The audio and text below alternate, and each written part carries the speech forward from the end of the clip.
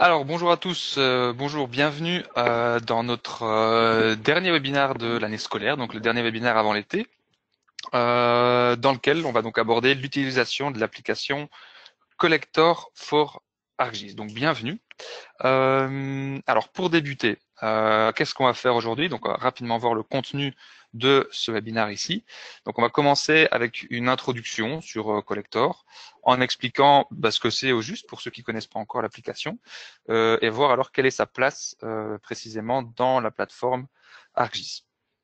Après ce petit rappel, donc ce bref rappel théorique, on va passer à la démo dans laquelle on va réaliser un flux de travail complet, donc un workflow complet qui montre comment utiliser l'application de A à Z et surtout comment préparer les données pour les utiliser dans l'application. Et puis enfin, on terminera comme d'habitude pour ceux qui ont l'habitude d'être là par la petite séance de questions-réponses. Si certaines choses sont toujours pas claires ou si vous avez des questions sur d'autres sujets qui n'ont pas été abordés ici. Voilà donc pour le planning. Donc pour commencer, donc la place des applications en général dans la plateforme. La plateforme d'ArcGIS, elle est composée de plusieurs éléments, donc elle est centrée autour d'un portal, qui peut être un portal Enterprise ou ArcGIS Online. Et donc, les éléments les plus connus dans cette plateforme, c'est les programmes desktop d'ArcGIS, donc ArcMap et ArcGIS Pro. Ça, c'est les éléments les plus connus. Et c'est des programmes qui ne sont pas isolés dans la plateforme, mais qui peuvent être utilisés avec des données hébergées en externe via ArcGIS Online ou via le portal for ArcGIS. Donc ces applications desktop, elles peuvent aussi non seulement utiliser les données qui sont hébergées sur ArcGIS Online sur le portal, mais aussi publier vers ce portal ou cet ArcGIS Online. Et en plus des applications desktop, tout ce contenu, il peut aussi être utilisé dans des applications sur le web ou des applications sur appareils mobiles comme sur des tablettes ou smartphones.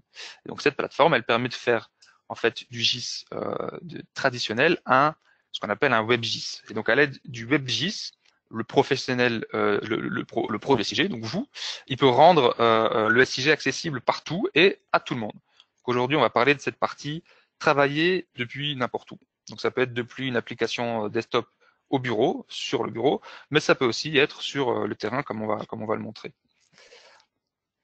Alors via ArcGIS Online, il y a une multitude d'applis standards d'Esri avec lesquelles vous pouvez facilement commencer à travailler. Et une partie de celle-ci donc est dédiée à la collecte de données sur le terrain, comme Survey 1, 2, 3, comme Collector for ArcGIS et comme Workforce aussi for ArcGIS. Donc ces applis, elles sont, pour le savoir, toutes gratuites et toutes téléchargeables via Google Play et via l'App Store. Et vous pouvez aussi les accéder directement depuis ArcGIS Online pour la configuration. Voilà, tout ça c'est gratuit. Je vais préciser quand même la différence entre Survey 1, 2, 3 et Collector, parce que ce sont des applications qui se ressemblent assez bien, vu qu'elles servent toutes les deux à la collecte de données, couplée à une localisation. Donc ça vaut la peine de donner un petit aperçu. La plus grande différence entre les deux, c'est que Survey 1, 2, 3, c'est une application qui est ce qu'on appelle formocentrique, là où Collector est une application cartocentrique. Donc avec Survey, c'est le formulaire ou l'enquête qui est centrale. C'est ce formulaire qu'on couple alors à un point de localisation. Un point, mais dans les nouvelles versions, il est maintenant aussi possible de coupler le formulaire à une ligne ou à un polygone. Dans Collector, là par contre, c'est vraiment la web map qui est centrale et c'est dans cette web map qu'on ajoute, qu'on modifie, qu'on met à jour les entités et leurs attributs sur une ou plusieurs des couches qui sont présentes dans la web map. Donc Survey 1, 2, 3, c'est vraiment le formulaire avec une localisation, tandis que Collector, là, on est vraiment dans la web map. Alors, il existe différents flux de travail, donc différents workflows pour la collection de données. Aujourd'hui, c'est ce type-ci de travail qu'on va effectuer ensemble. Donc, on va commencer depuis ArcGIS Pro, où donc le spécialiste SIG va préparer les données. Et ces données, elles seront ensuite publiées vers ArcGIS Online dans notre cas, mais ça peut être Portal, où on en fera une web map. Et cette web map, elle va être utilisée dans Collector pour collecter les données directement sur le terrain par le personnel du terrain ou par vous-même. Alors, il existe pour le moment deux versions de Collector. Donc, il y a le Collector classique qui existe déjà depuis quelques années, donc du coup, vous avez peut-être déjà utilisé, et le nouveau Collector Aurora. Donc, il y a une petite différence dans la mise en page, mais la grosse différence, c'est que dans Aurora, on retrouve aussi des nouvelles fonctionnalités et surtout, on peut utiliser des tuiles vectorielles maintenant qu'on a créées nous-mêmes, ce qui permet d'utiliser des fonds de cartes simplifiés et personnalisés en Lambert 72 dans Collector. On va voir ça tout à l'heure. Donc Collector Aurora, pour le moment, il est déjà disponible en bêta. Alors voilà pour notre le bref rappel théorique. Donc on va débuter avec la démo. On va utiliser Collector pour inventorier un site en particulier. On va créer un jeu de données qui va ensuite nous permettre de gérer donc ce site en question, le site qui est notre bâtiment ici à WML chez nous. Alors je vais commencer dans ArcGIS Pro. Donc vous savez, dans ArcGIS Pro, voilà, moi j'ai ma géodatabase ici. Là, on est à WML, donc on est ici dans nos bureaux. Et dans ArcGIS Pro, vous pouvez créer vos couches dans votre géodatabase. Donc aussi bien des points, des lignes que des polygones. Donc si je fais un clic droit, je peux faire nouveau, nouveau feature class, donc nouvelle classe d'entité. Je peux lui donner un nom, je peux lui donner un alias. Je vais choisir d'en faire des lignes. Et voilà. Et ensuite, je peux choisir alors les champs qui seront présents dans la table d'attributs de ma classe d'entité. Donc je vais dire voilà, name en texte et disons quantité là par contre on serait en entier long, voilà. Et donc ici je peux aller continuer comme ça le procédé et donc créer ma classe d'entité. Donc ici moi j'en ai déjà suffisamment, j'en ai déjà 3 que j'utilise dans ma carte. Donc j'ai les arbres ici, les arbres chez Sribelux. J'ai des haies, donc les lignes ce sont des haies. Et alors j'ai les zones de gestion. Là, la première zone ici qui est notre bâtiment et ici une pelouse. Voilà, des zones de gestion sur notre terrain ici à WML. Alors, donc vous voyez qu'on a 3 couches et ces 3 couches, elles sont toutes les 3 en Lambert 72. Donc je vous ai montré il y a 2 secondes comment on peut déterminer les champs de notre classe d'entité à la création, mais on peut encore les modifier par après. Donc dans ArcGIS Pro, c'est assez simple. Si on fait un clic droit sur la couche, dans Design, on peut aller dans Fields, donc les champs, et là on a accès à tous les champs qui existent, on peut les modifier, on peut les supprimer, on peut aussi en ajouter des nouveaux comme on veut. On peut gérer les domaines également. Donc les domaines, pour rappel, c'est donc une série de valeurs prédéfinies pour remplir le champ pour remplir les entités dans ce champ-là. Et par exemple ici, voilà, moi j'ai des domaines, c'est des domaines textuels tous, je pense. Donc voilà, je peux les ajouter ici sur cette couche-ci, sur ce champ-ci qui est en texte, et je peux rajouter un de mes domaines ici. Les domaines qui ressemblent à quoi? Ça, je peux les gérer aussi en faisant clic droit, Design, Domaine. Et donc là, je retrouve tous les domaines que j'ai créés ici. Vous voyez ici, j'ai 2 valeurs dans le premier domaine. Ici, j'en ai 3. Et voilà. Donc ça, c'est assez simple dans ArcGIS Pro. Vous pouvez gérer votre classe d'entité avant d'aller la travailler sur le terrain. Alors, une fois que tout est créé, une fois que tout est configuré comme vous le souhaitez, ça, j'ai même pas besoin. Une fois que tout est configuré comme vous le souhaitez, on va pouvoir aller publier cette couche vers ArcGIS Online. Alors pour ça, c'est simple. Moi, je vais publier la couche d'abord toute seule et je vais faire donc clic droit sur la couche, sharing, donc partager, et je vais la partager comme une couche web. Voilà, donc l'outil va s'ouvrir ici à droite dans le petit menu ici. Et voilà, moi je vais faire rapidement. Je vais remplir bêtement, test, je le publie comme une couche d'entité hébergée.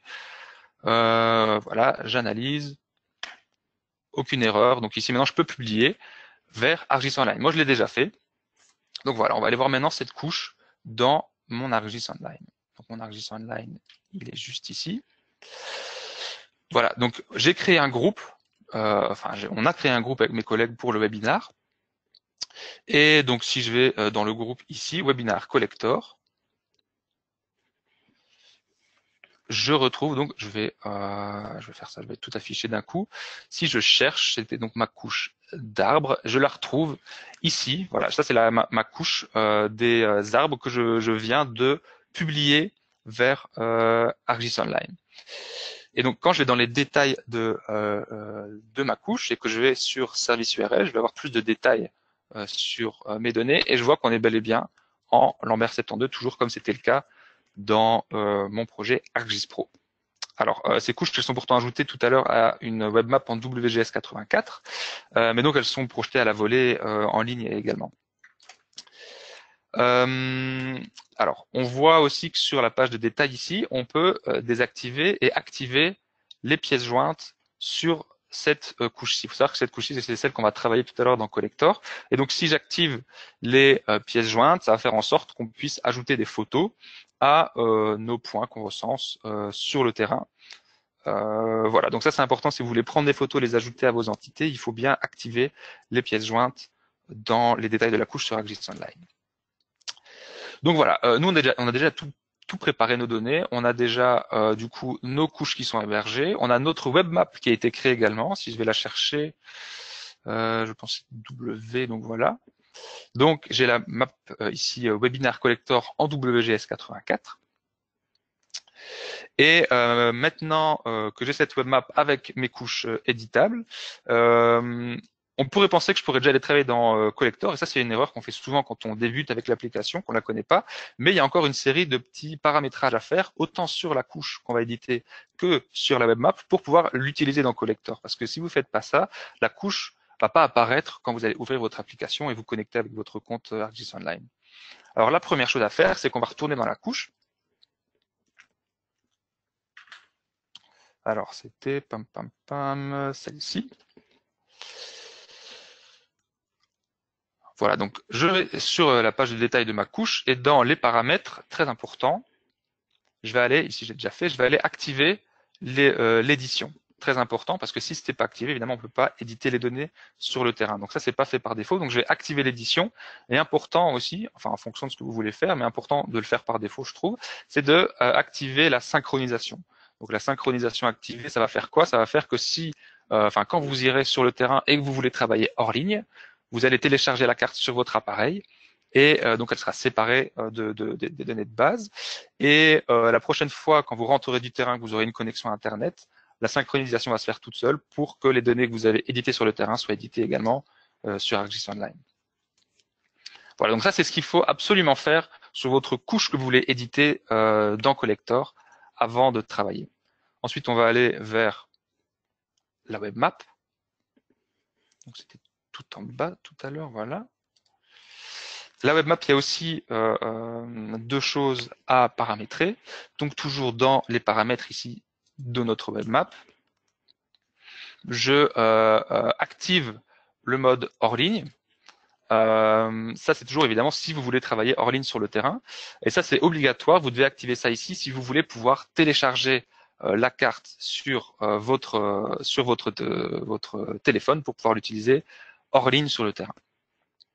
Et alors, dernière chose à faire, importante, c'est de cliquer, de bien activer la case ici, utiliser dans Collector for ArcGIS. Parce que voilà, ça, si elle n'est pas activée, votre carte, elle n'apparaîtra pas dans votre liste des cartes dans Collector. Très, très important. Voilà, donc maintenant tout est activé chez moi. Voilà, je pense que ma couche est éditable et synchronisable. Ma carte est bien, téléchargeable pour utilisation hors ligne et j'ai bien activé utilisation dans Collector. Donc tout est prêt maintenant pour aller travailler avec ma map dans Collector. Donc je vais aller dans Collector. Où est-ce que c'est ça, papam, ici. Voilà, donc là j'ai mon écran de mon appareil mobile, de mon téléphone. Je vais mettre un peu plus grand peut-être pour qu'on voit mieux. Voilà, parfait. Alors, je vais ouvrir Collector. Du coup, le classique, l'Aurora, on l'utilisera tout à l'heure. Voilà, j'utilise Collector. Et je vois donc ici toutes les cartes que je peux utiliser dans Collector. Donc ce sont mes propres cartes à moi, celles que j'ai publiées moi-même et que j'ai activées pour utilisation dans Collector, mais aussi toutes celles qui ont été partagées avec moi et configurées aussi pour utilisation dans Collector. Donc attention, c'est bien seulement les webmaps qui sont correctement configurées qui apparaissent ici. Moi j'ai beaucoup de webmaps sur mon ArcGIS Online, mais il n'y en a que quelques-unes ici sur mon collector, parce que seulement celles-là ont été paramétrées comme on vient de le faire. Donc si votre carte n'apparaît pas dans la liste, c'est qu'il y a encore une petite étape à faire que vous avez dû oublier. Alors, donc ces cartes ici, pour une bref vue de la mise en page, elles peuvent être filtrées. Donc je peux choisir de voir uniquement les cartes, par exemple, pour le groupe Webinar Collector ici. Voilà, donc ça c'est toutes les cartes pour le webinar. Je peux choisir aussi, attendez, je vais remettre toutes les cartes, je peux choisir aussi d'afficher toutes les cartes ou alors uniquement celles qui sont sur le périphérique, donc sur la machine, donc mon téléphone. Moi, j'ai celle-ci que j'avais déjà téléchargée hors ligne pour aller faire un travail sur le terrain. Donc celle-là, elle est sur mon périphérique. Voilà. Alors, on peut aussi choisir de coupler un GPS externe pour améliorer la précision de la localisation. Donc ici, c'est par défaut le système de localisation de l'appareil qui est utilisé. Donc si je vais dans mes paramètres ici, voilà, si je vais dans le fournisseur d'emplacement, je peux choisir d'ajouter, là j'utilise le récepteur intégré, mais je peux choisir d'ajouter un récepteur, et donc ça se passe par Bluetooth. Voilà, donc maintenant je vais ouvrir une carte au choix. Par exemple, notre carte ici en WGS 84. Voilà. Donc on voit notre basemap SRI et donc les couches fonctionnelles qu'on a ajoutées, qu'on a créées nous-mêmes, et on va pouvoir y ajouter du coup des éléments puisqu'on est voilà dans Collector, et c'est le principe du programme. Donc je vais modifier d'abord un élément, par exemple, je vais prendre le point qui est ici. Hop. Voilà, je vais voir, si je clique sur la barre ici blanche en dessous, je vais voir ces attributs qui ont déjà été donnés par un de mes collègues en néerlandais. Ok, très bien. Ben, je peux choisir de les modifier si je clique sur ici. Et je vais dire, oh non, c'est une erreur, c'est disons, un shame. Allez. Voilà, c'est bien un arbre, pas de problème. Par contre, il avait un peu petit, il fait 5 mètres de haut en réalité. Voilà, je peux choisir et dire, ah, il n'a pas été très précis, il est plutôt ici, l'arbre, voilà, je modifie le point, j'ai modifié les attributs, je valide, et l'entité a été mise à jour. Voilà, donc là, je peux modifier une donnée, je peux aussi en créer une, donc en appuyant ici sur le plus, je vais choisir de créer un arbre, le nom, on va dire que c'est un boulot, hop, le type, attendez, hein, on va attendre un petit peu la précision, c'est un arbre feuillu, ce n'est pas un conifère, et là on est sur une hauteur de 10 mètres, c'est un vieil arbre. Voilà, pour la date d'aujourd'hui, je peux par exemple ajouter une pièce jointe comme ceci, je peux utiliser l'appareil photo, attention on va faire de l'inception ici, oh, ça c'était moi, et je peux du coup voilà, prendre une photo de ma pièce jointe. En l'occurrence, je vais prendre un arbre ici. Voilà, un superbe arbre. Voilà. Parfait, j'ai ma pièce jointe. J'appuie sur OK. Et voilà, ma pièce jointe a été ajoutée à mon entité, qui est donc placée pour l'instant là où je suis. Je vais la mettre dans le petit coin. Voilà, là-bas. Je valide. Et voilà, mon entité a été créée.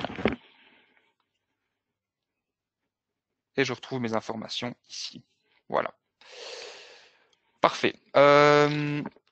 Donc, si vous voyez, quand on appuie ici sur le petit triangle ici en bas à droite, on peut aussi choisir les indications routières. Donc, c'est-à-dire qu'on va demander à Collector d'aller chercher Navigator for ArcGIS, donc une autre application, pour nous donner la route vers le point qu'on devrait peut-être recenser du coup. Pour ça, il faut quand même que Navigator soit bien couplé à Collector. Donc ça, c'est quelque chose qu'il faut paramétrer à l'avance. Si ça vous intéresse, on l'avait fait dans le précédent webinaire sur les applications de terrain. Donc si j'appuie ici sur indication routière, il va automatiquement aller m'ouvrir Navigator et me proposer une route, une fois que je serai connecté, évidemment, je ne vais pas le faire ici, une route pour me rendre jusqu'au point que je dois recenser. Voilà, donc il est aussi possible de chercher des adresses. Ici, je crois que je l'ai déjà fait, donc elle est déjà enregistrée. Mais si je vais à 54 avenue des Nerviens AEML, voilà, j'ai un service de géocodage qui m'indique que c'est bien ici. Qu'est-ce qu'on peut faire encore? On peut rajouter aussi de signer, donc les bookmarks qu'on a utilisés dans la carte se retrouvent ici, on peut les utiliser, mais je peux aussi en faire un de mes sites. Donc, si je vais ici, attendez, hein, hop, hop, hop. Si je vais dans mon petit triangle ici, que je vais dans ajouter à mes sites, je vais aller plus loin. En fait, ça va être plus simple plutôt que de là où on se trouve. Si je dis je dois travailler tout à l'heure ici sur la place, voilà, je vais ajouter cet endroit à mes sites. On va dire place, je ne sais même pas si c'est la place, hein, mais je vais dire place de OML. Voilà, je l'ai ajouté à mes sites. Donc tout à l'heure, si je vais recenser là-bas, que je reviens au boulot ou que je vais ailleurs sur le terrain et je dois encore aller modifier quelque chose parce que j'ai oublié, parce que j'avais mal fait, parce que j'ai repéré une erreur, ben, je peux facilement aller dans mes sites ici et je vais à la place de OML. Attendez, hop. Ah, bon, hop, hop, hop, quoi? Supprimer, voilà. Hop. Bon, on va dire que je vais plutôt aller à OML parce que j'ai placé mon signe ici. Si je travaille, on va dire que je travaille sur la place de OML après être venu au boulot et que j'ai oublié de changer quelque chose au boulot, eh bien, je vais vers Avenue des Nerviens, mon site ici qui fonctionne et je suis tout de suite sur le site ailleurs que là où se trouve mon GPS. Voilà. Alors, une des choses qui est pas possible de faire par contre dans Collector, donc en tout cas dans la version classique, c'est d'ouvrir une web map en Lambert 72. Donc dans la nouvelle version, ça devient possible. Mais alors comment est-ce qu'il faut la créer cette web map? Parce que vous savez, normalement, les base maps ne sont pas en Lambert 72. Et ben ça, on va la créer ensemble. Du coup, on va faire ça. Je vais retourner dans ArcGIS Pro.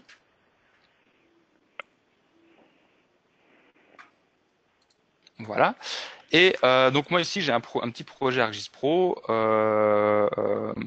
et le plus important quand vous voulez créer une carte en Lambert 72 pour utilisation dans Collector, c'est que la base map qu'on utilise soit en Lambert 72. Alors pour ça on va en créer une nous-mêmes. On a ici cette carte que nous on a fait nous-mêmes, on a choisi la projection, on a choisi les données, donc ce sont des données vectorielles. Ici par exemple c'est quelques couches du GRB en Flandre. Alors on a choisi ce qu'on a mis dedans, on a choisi la projection. Qu'est-ce qu'on va faire? On va créer donc maintenant de ces couches vectorielles, on va créer une tuile, ou en tout cas un pactage de tuiles vectorielles. Donc pour ça, je vais aller dans les outils et je vais chercher l'outil Create Vector Tile Package. Voilà, il est ici. Input Map, bah, ce sera ma carte ici, vous voyez, elle est bien en elle est bien en Lambert 72. Donc ce sera ma carte la map. En output, bah, écoutez, je vais, j'en ai déjà créé un tout à l'heure. Hop, je vais faire package Lambert 72 bis.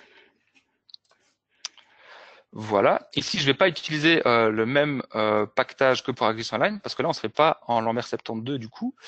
Je lance mon outil.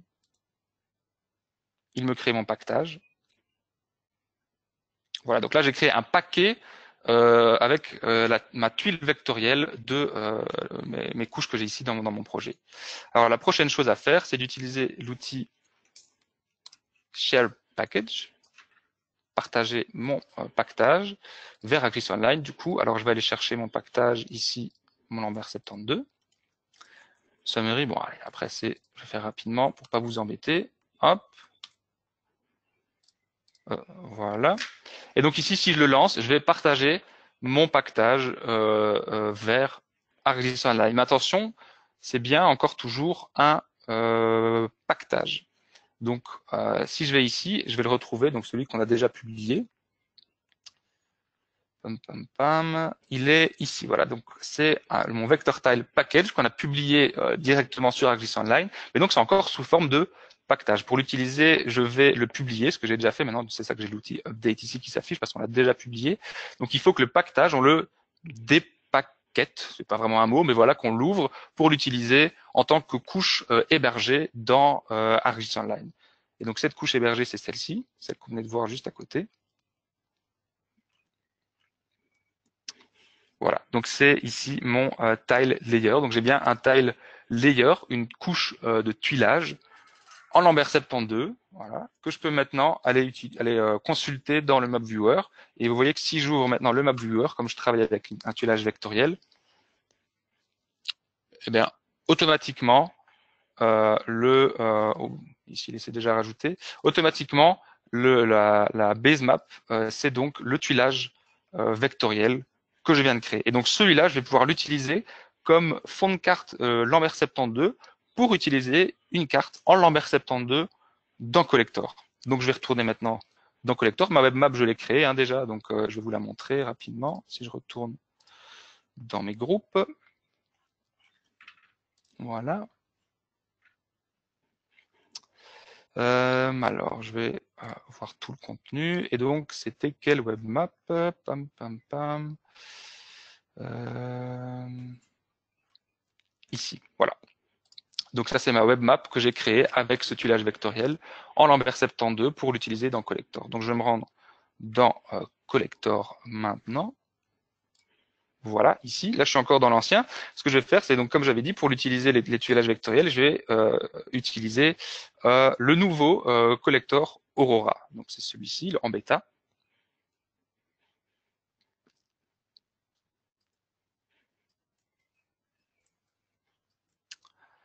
Voilà, donc là, j'ai ouvert ma web map en Lambert 72 et vous voyez que ça fonctionne parfaitement. J'ai donc mon tuilage que j'ai créé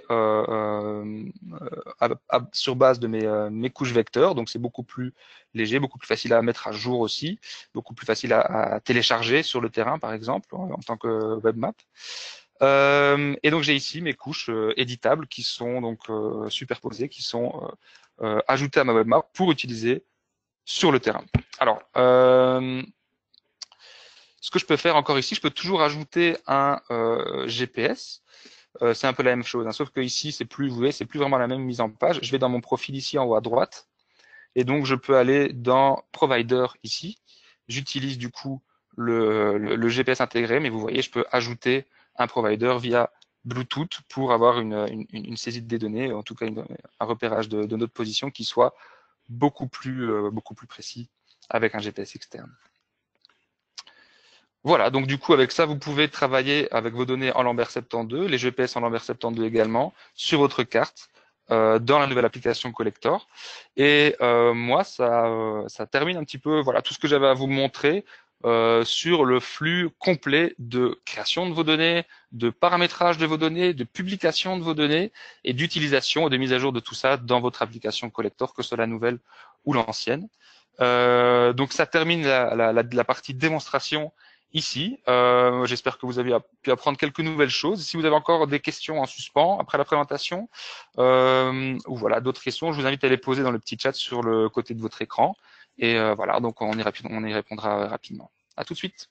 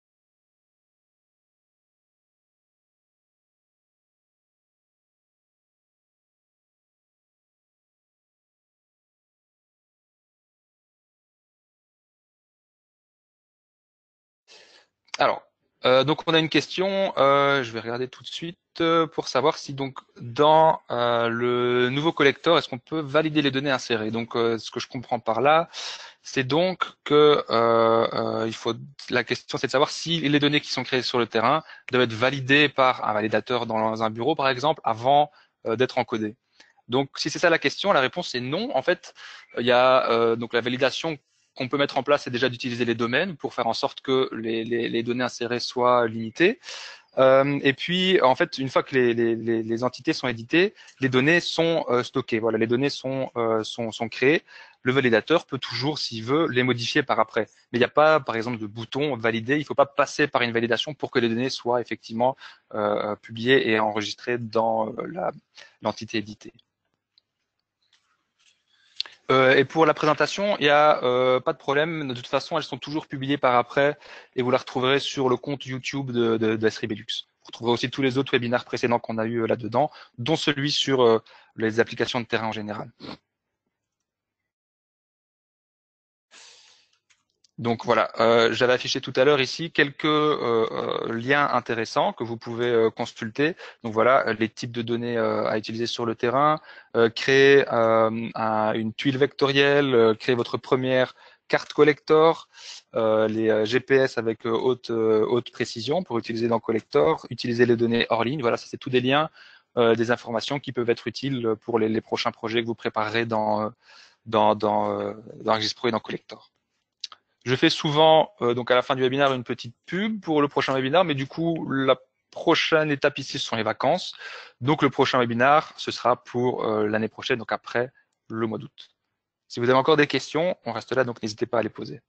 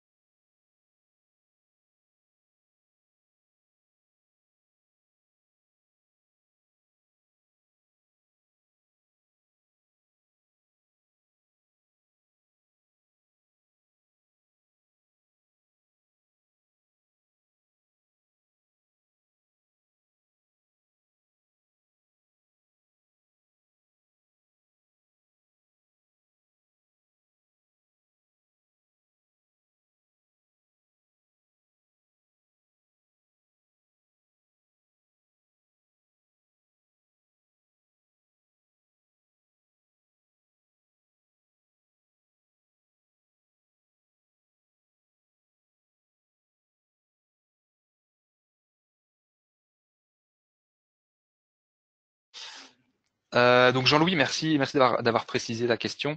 Donc c'est pour utiliser tes données dans Collector avec une database Oracle. Ça, je vais pas savoir te répondre ici tout de suite. C'est une bonne question. Ce que tu peux faire, c'est donc la noter et tu peux nous l'envoyer à l'adresse support@testrebellux. Donc on regardera ça avec toi pour voir du coup comment travailler, parce que je suppose que c'est comme ça que tu travailles alors chez toi. Donc n'hésite pas à envoyer ta question à support@testrebellux.com.